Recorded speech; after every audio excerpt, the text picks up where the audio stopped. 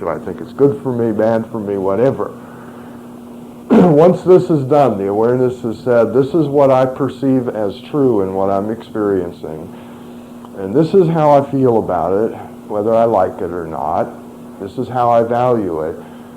Once you got both of those in the awareness at the same time, X has a description of what you're experiencing and what you want. Isn't that right? So as soon as he says both, what? Excuse me? I didn't hear you. Which two things happen? Awareness? What is true and what is valuable about this? The next now knows what's happening to you, what you're experiencing, and what you want.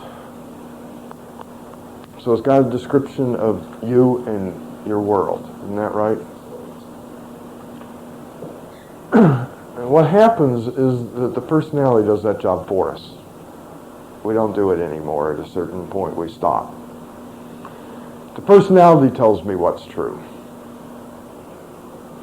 I have no idea whether it's true or not. In fact, I'll tell you, the fact of the matter is that the personality always lies. It's one of the few times that I will say 100% about anything. The personality never tells the truth. In fact, I heard in one place they call this whole the father of lies. Okay? It never tells the truth. But being hypnotized, I accept it as true. I'm the only one that can talk to X. Personality can't do it. Only I can do that. So the suggestion comes about what is true about what I'm experiencing. It's not just all the sensations, it's my interpretation of what this is, isn't it? It's not just, I'm driving a car or something. It's all my interpretations about what it means and how you should drive and my opinions about the other drivers and all this stuff. It's not just a simple description, is it? It's a lot of things about how I interpret it and what it means to me and where I think it's going to go and all this stuff. Personality tells me all these things and it tells me what to value. And I just pass it on to X as if it were my point of view. And never even know that's what I'm doing. The experience that I have of it is that I thought about it and reasoned my way to an understanding and conclusion, and I believe that all those thoughts that try to figure everything out are mine. That's me making an effort to do my job, see what is true and what's valuable. And I have these running arguments in my head on that very subject, don't I? So I think I'm doing the job. I'm trying to figure it all out. I think that all the feelings that I have about things, about whether I like them and dislike them and so on, is me. Those are my feelings. That's the way I feel about it. It somehow never occurs to me that that's just conditioned into me. Likes and dislikes are a matter of conditioning. You get them when you're a little kid. They're not native to this, to you. You don't come here liking or disliking spinach. You could care less. It's just another fuel for the body. You got to be conditioned to like or dislike things. And it happens with various and sundry experiences. It's not my taste. It's the taste of the personality. And it's like that about everything. I'm not doing my job. Something else is doing it for me. And I'm in such a deep hypnotic trance, I'm not even aware of it. It says squawk like a chicken, I squawk like a chicken. I tell X I'm a chicken. It says I'm a victim in this circumstance, and I tell X I'm a victim. And I think that I've come to that realization for myself. Okay? Somehow or another, we need to end this part. We need to get out of this trance. This is I am all of these thoughts and feelings and so forth that are actually the personality. So the way that we do that is we just describe what the personality is. We've got a real simple psychology description of the personality with a very little effort. one can see that everything that is going on inside of what I have called me so far is just this description of something that apparently is not me, since it's the same in everybody. I think I'm kind of unique. I don't think I'm the same as everybody. If you can write me up on that board, I guess it ain't me, okay, and say that's what everybody's doing. I'm unique. Okay, I'm an individual. So anything I can put up here and say everybody's doing it, that ain't me, is it? Okay. The way we come at this is we talk about another little idea called purpose of living.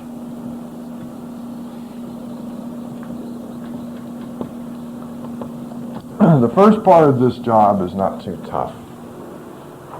We can even come to some agreement on what's true. It might take some effort, but we can pretty much agree on what's true.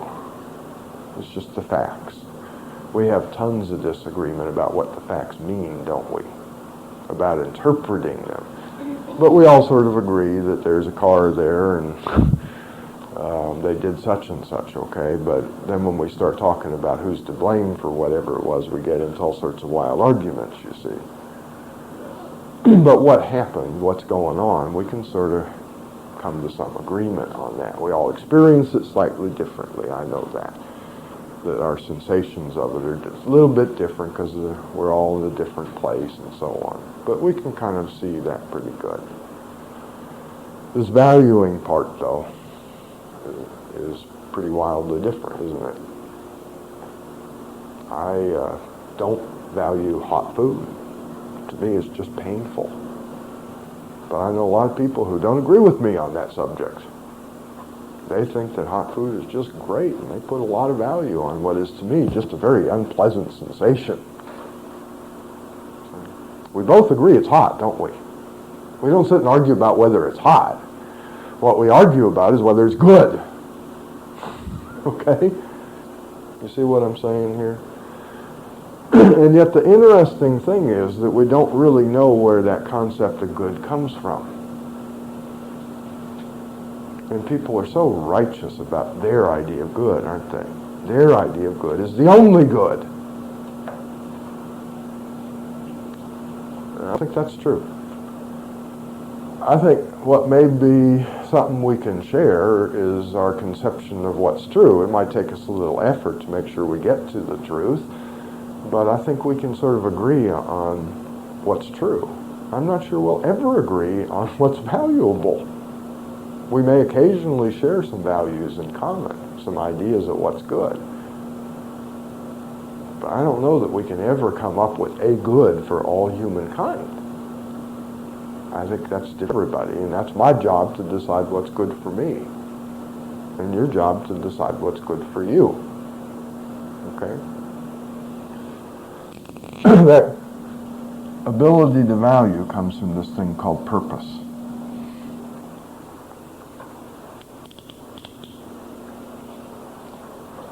Okay? It's very, very simple.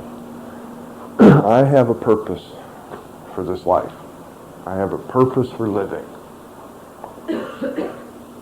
If I didn't have a purpose for living, I wouldn't be alive. You cannot live here without a purpose. I know a lot of people who are looking for a purpose to their life, but they actually already have one, or they wouldn't still be walking around. If you lose purpose, you die. Just very simple. And that's how I value. Anything that helps me get my purpose going, that gets me on the way towards my purpose, that I believe will take me towards my purpose, I value very highly. And I say that it's good. Anything that takes me away from it is not for me. And that's how we make that value judgment. We look at our purpose and we look at this experience and we make our best estimate of whether or not we think doing this experience is going to get me closer to where I want to go, called purpose of living. And if I think it will, I say, I want to do that. If I think it won't, I don't want to have anything to do with it. And sometimes, of course, we guess wrong, and we say, well, I was wrong. Okay, that didn't have as much value as I thought it did. And then we don't value it anymore. Doesn't mean you always have to be right. It just says it's your best guess, and you go find out. You see? But that's how we value things. We look at it and say, will this accomplish my purpose of living? Okay? But we don't know what our purpose is, do we?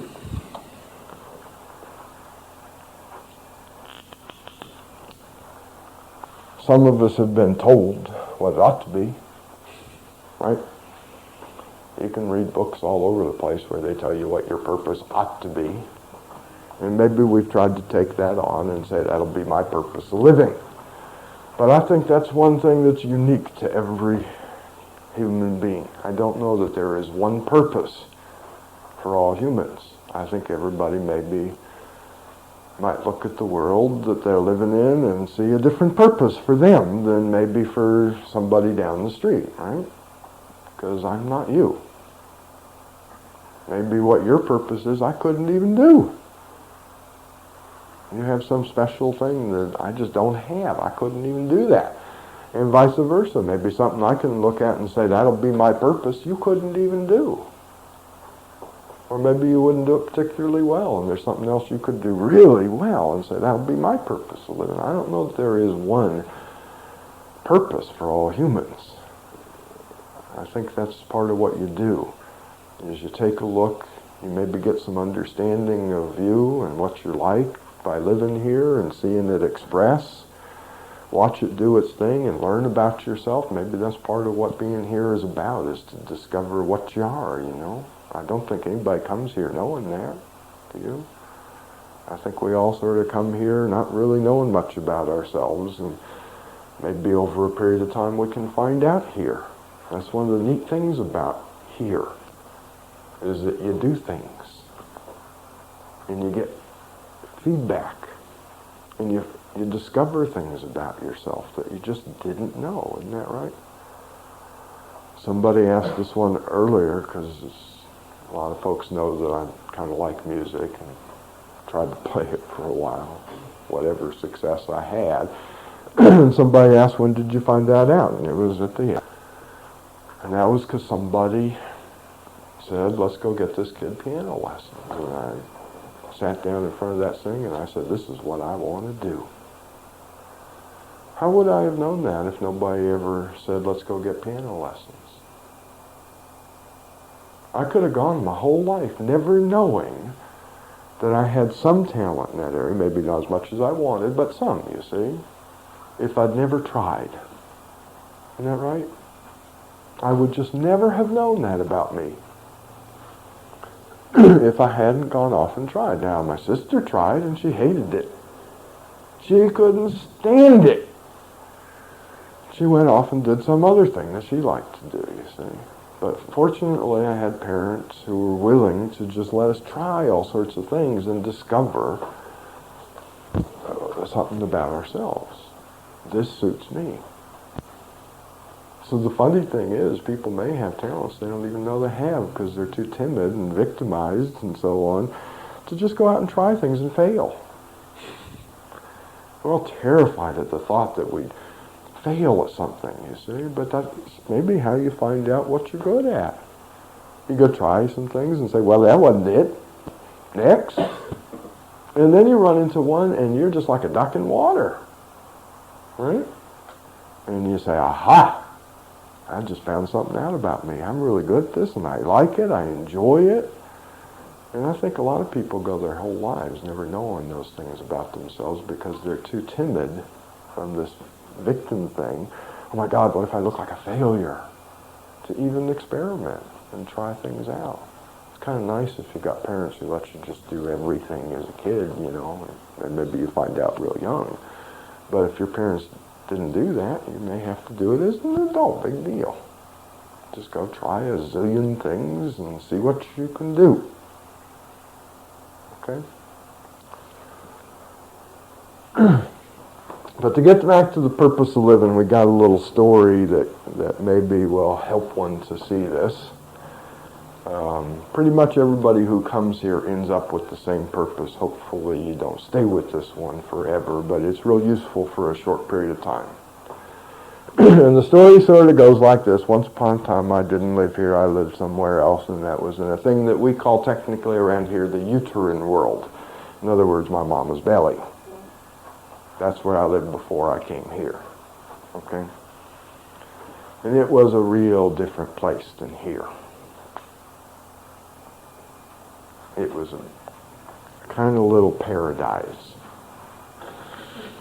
I never got hungry.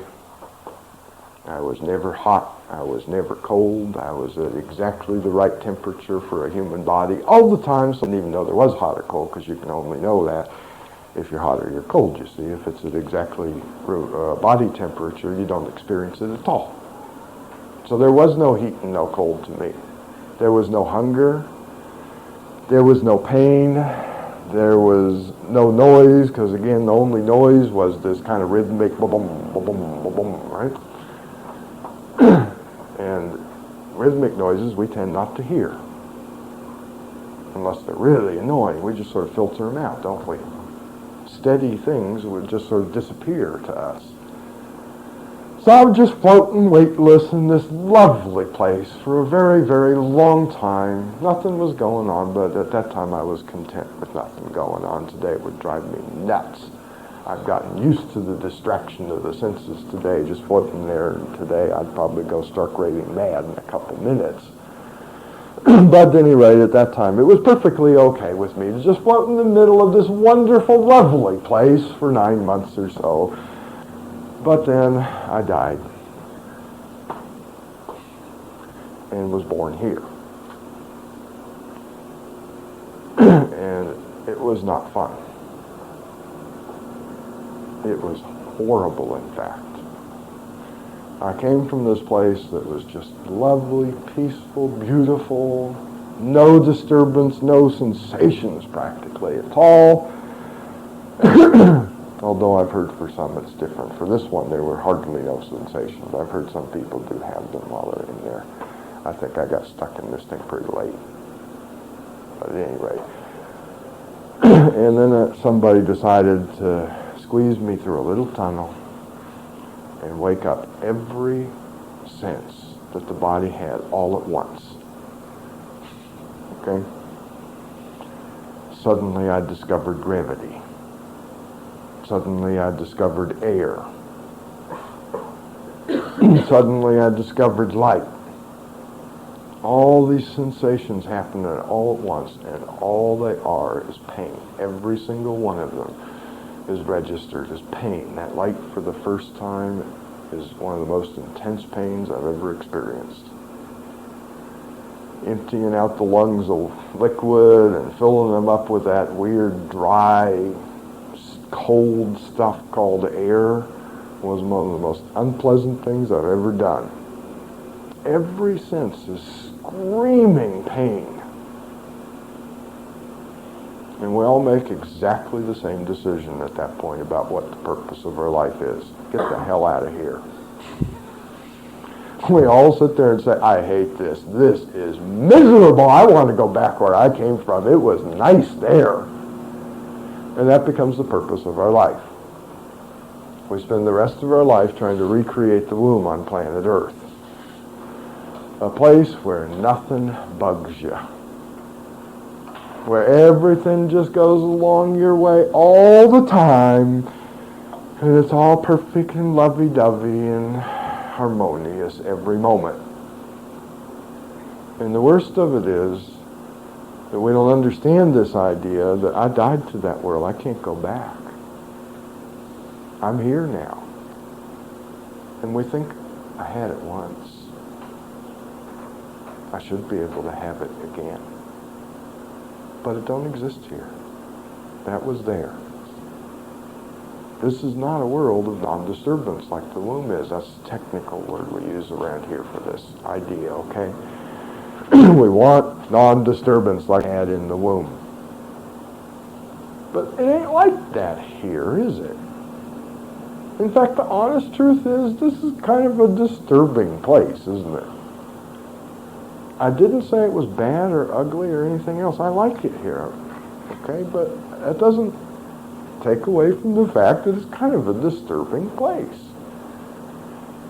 In fact, I suspect it was made that way on purpose, just like the womb was made the way it was on purpose.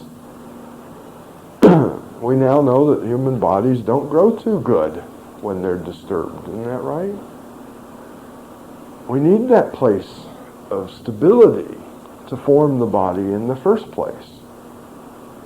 So I suspect the womb was kind of designed that way on purpose by somebody who was pretty smart about these things and knew that if we were disturbed while we were growing a body to eventually come here with, that it wouldn't come here quite right. So it gave a place for that to happen. And I do suspect that here it is designed intentionally with great intelligence to be a place that bugs the crap out of you. I think it was made that way. I think the guy who made these bodies said, now let's see, what would be a place that would really disturb those bodies I just made? Ah, that'll be Earth. I do think that's so. A lot of other nice stuff. I'm just looking at one side of it because it's the side we never look at, okay? You already know about all the nice stuff, don't you? I don't need to stand up here and talk about that part. But we don't deal with the other stuff. We think we should be able to take it away. If it turns out that this place was made to have that stuff, then haven't we sort of set our will against X and said, you gave a what and I don't like it and I want it to be different? Aren't we kind of fighting with a part of ourselves that really does know what's going on? And saying, no way, Jose, I ain't doing this. So that purpose of living that we got is not real useful here. Because you can't do it. And there are a lot of words for trying to do something you can't do, aren't there? Not surprising. Not surprising we'd come up with lots of words for what it feels like to do something you can't do, huh? Like frustrated, angry, resentful, bitter. Isn't that kind of what it's like to try desperately to do something that you can't do? The technical word for it, by the way, is frustrated. You get a real sense of frustration, huh? And you try long enough, you won't just admit you can't do it, you get all those other things, misery, struggle, so on and so on. Because we're all trying to turn planet Earth into a big womb. And it don't seem to be having none of it. It just says, I'm sorry, I'm going to be planet Earth no matter how hard you try. And boy, we've tried real hard, haven't we? We've just covered it with everything we can to make it as comfortable and womb-like as we can get it. And even after thousands of years of effort, it's still kind of disturbing here. I think that's just the way it's going to be. I think it was made that way on purpose, okay? But we say that everyone has the purpose for their life. It says, my purpose of living is to regain the non-disturbed state. I had it once and I want it again. The purpose of living says that is what motivates me in everything that I do. You never do anything against your purpose. You're not able to because that's how you value, and you can only do what you value. If you honestly believe that something is bad, you cannot do it. Now again, I know that runs counter to our experience because we feel guilty all the time for doing things we think are bad, don't we? But the fact is you cannot do something you believe to be bad. It's impossible. Because if you don't value it, you can't even tell X about it. It's got to be both true and valuable to you. So it don't happen. If you don't believe in its value, it just doesn't exist as far as X is concerned. And it don't happen. Now we do have this little thing called justifying, don't we? That's a trick. And the trick goes like this. You tell a story that temporarily makes it appear to be good. Isn't that right? Well, after all, you hurt me first. So even though I think it's bad to hurt people, in this particular case it's justifiable because you started it. And so you go hurt them because now you can temporarily lie to yourself and say, I value hurting this person this time. And then, of course, right after you do it, the justification wears off and you say, what have I done? Okay?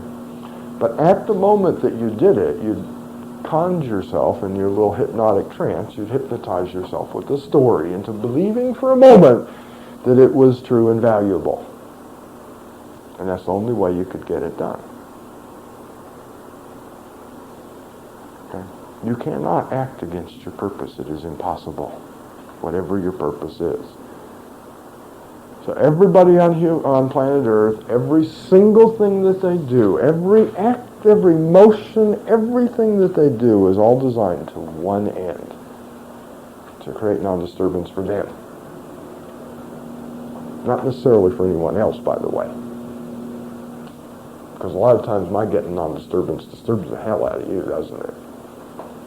In order for me to get what would be non-disturbing for me, I got to bug the crap out of you, and I don't care. You're not important. I am. The only one who gets non-disturbance on planet Earth is me. The rest of you, you're just shit out of luck, okay? That's the way each and every one of us lives. I have to get non-disturbance, and I'll do anything to get it. Anything. No form of violence is too insane. You just think about all the little fights you've had with people you've been in personal relationships with, huh? A lot of times we're willing to go to any extreme of violence to get them to stop disturbing us, aren't we? Don't matter. That is my purpose of living. That's the only thing that I can do as long as that's the case. So one way of looking at this little thing that we call the teaching is that it is designed to get a human being to the point where they can make a new purpose for their life, because this one's pretty miserable, isn't it? That's why I say that our entire purpose of existence is to control the sensations in the body, because it says, I never want to experience anything that disturbs me. Any sensation that disturbs me, I got to get rid of. Right now. So our entire existence is wrapped up with our nervous system. And what it's telling me now. That's all I care about. All the nobility that human beings claim to have, all the pretty words we got about human existence, every single bit of it is designed to create a place where I will only experience sensations of pleasure and never have pain, because pain bugs me. But pleasure's pretty nice. So all of this is to maybe wake a person out of this trance, get them to see that they are living by this purpose, and stop lying and pretending like it's something else, and say, but I don't want to. That would not have been my choice if I'd had the opportunity to choose, and pick a new one and actually live it. Spend the rest of their life living by a purpose they chose. Acting out roles that make that purpose possible. Doing things that further that purpose, you see. Doesn't mean you can't have one heck of a good time. Just because I talk about sensations doesn't mean I think you ought to stop and never have good ones. And I don't mean that. It just means anytime I do go after a good sensation, it will go along with whatever purpose I've chosen, or I can't do it. No matter how great the sensation is, no matter how much I'd like to have it, if it interferes, I've picked it, I ain't doing it. And it kind of goes the other way. Sometimes things are a little unpleasant to this one, a little disturbing, a little painful, but if it's necessary to the purpose, then that's what's done. Not a slave to sensation anymore. The purpose is not about being non-disturbed. So if it takes a little disturbance to get the purpose done, then we'll just have to be disturbed, won't we? Because that's what's valued, is that purpose, not sensation anymore.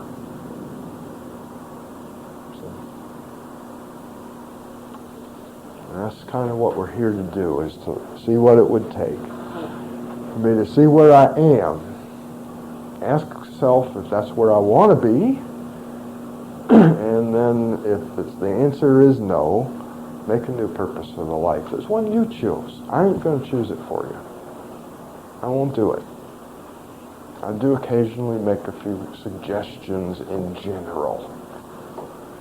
But you got to make it specific, okay? And really, you do that for yourself. Don't ask nobody else to give you a purpose, okay? Or if you got to ask anybody, ask X. He'll be a little impartial about it. Me, I'd probably pick something you might not like because I think it's neat. You know, I don't know if I can be objective enough to pick your purpose, huh? That around here is what we call transformation.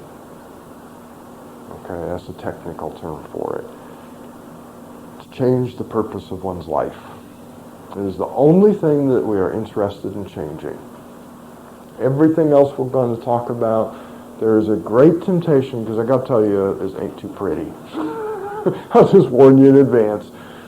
The stuff we're going to say about the personality is kind of ugly. It isn't the prettiest thing in the whole world, okay? And the first desire is to get in there and make it pretty again, you know, and say, oh, I'm going to make it, I'm going to fix this. That is not worth doing.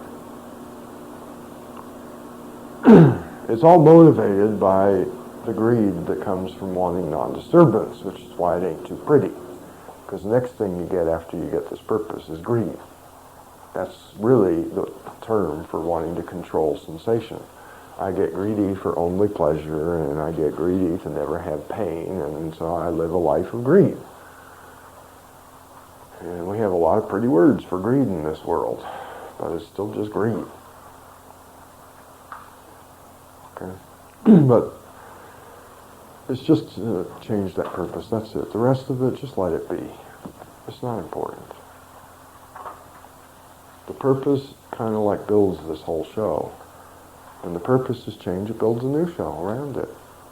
Because the value system changes. I start telling different things to X. And X starts doing an entirely different game. Because the game I've been playing a victim is no longer appropriate to the new purpose.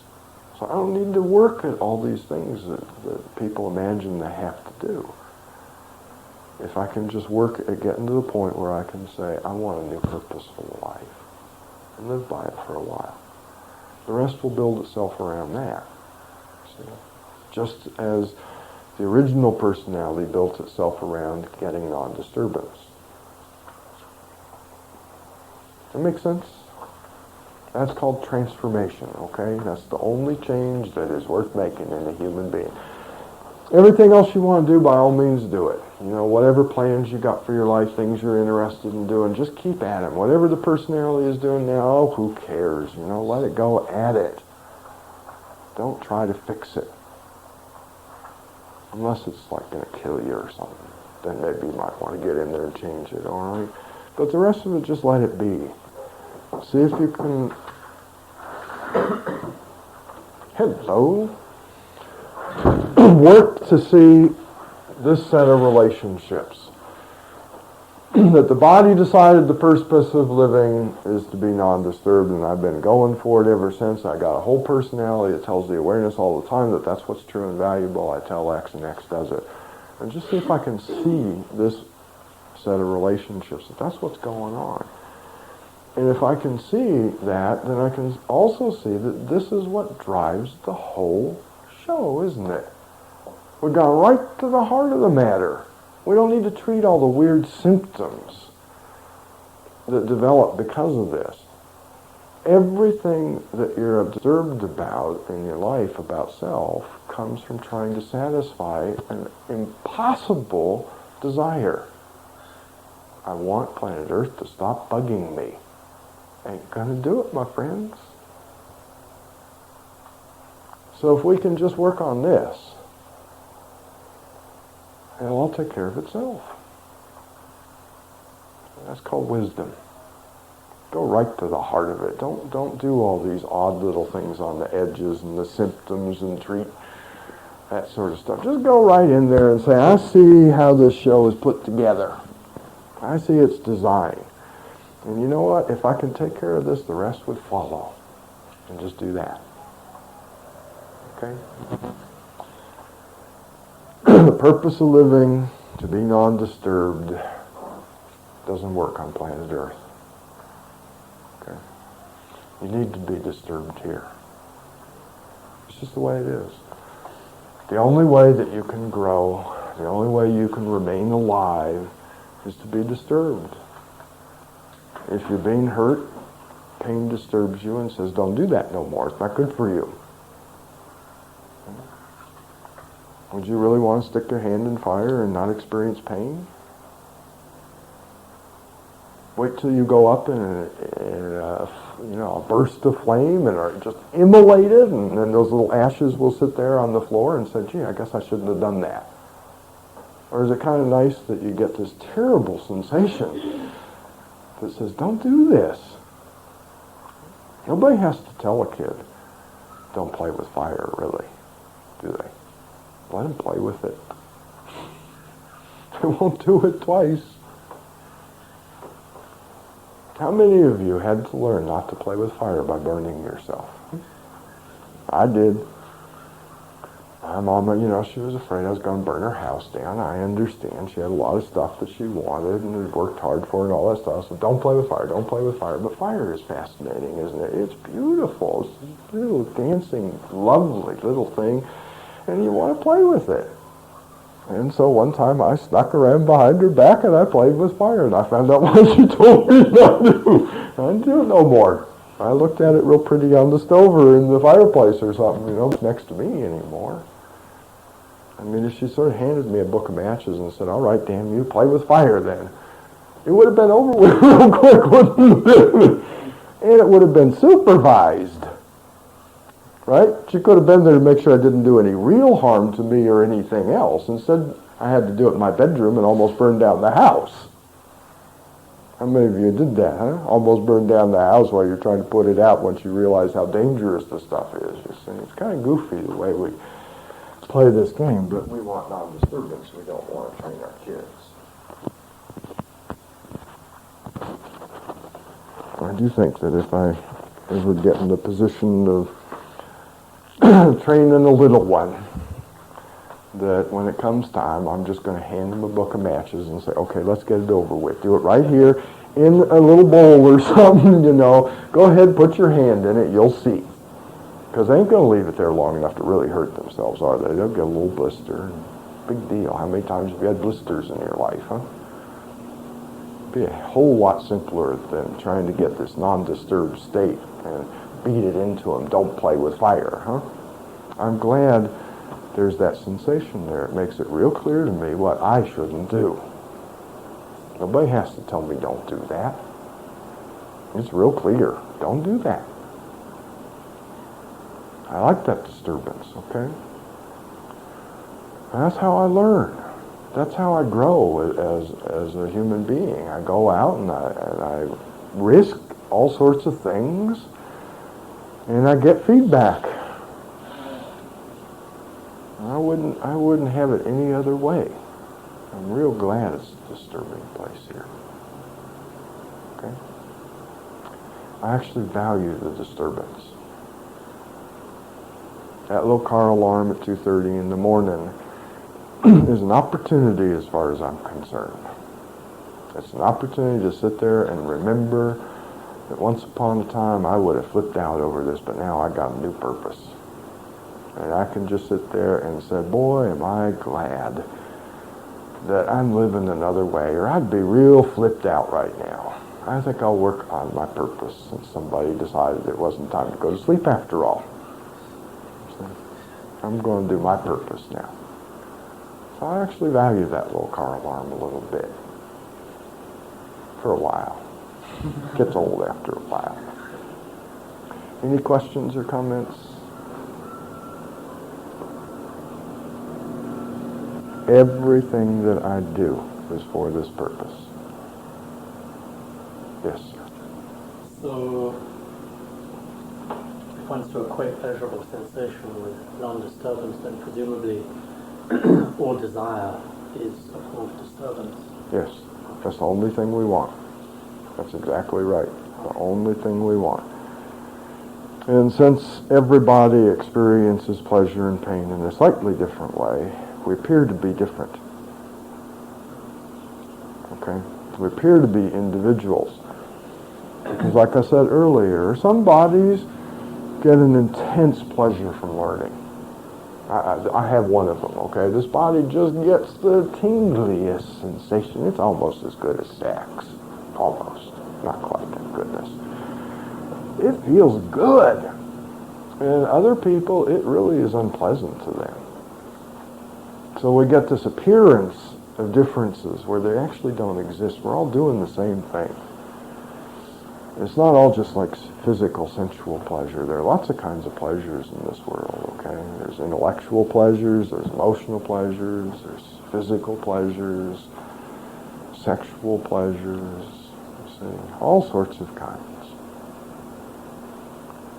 And what we're basically trying to do, what this eventually becomes, because eventually we sort of catch on you can't have it, so we translate it into, if I had only pleasure all of the time on every level on which I exist, intellectually, emotionally, and physically, all at once, I would be non-disturbed.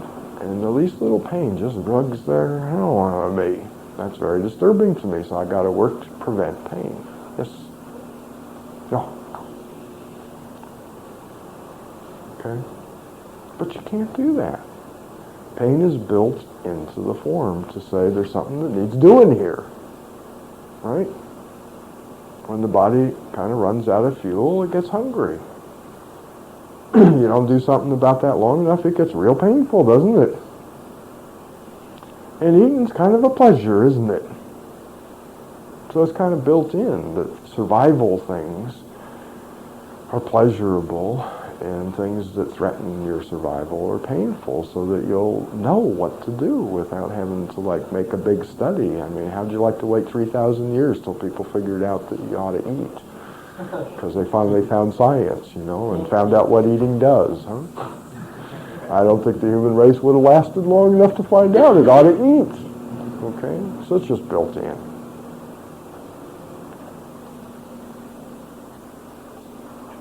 Any questions?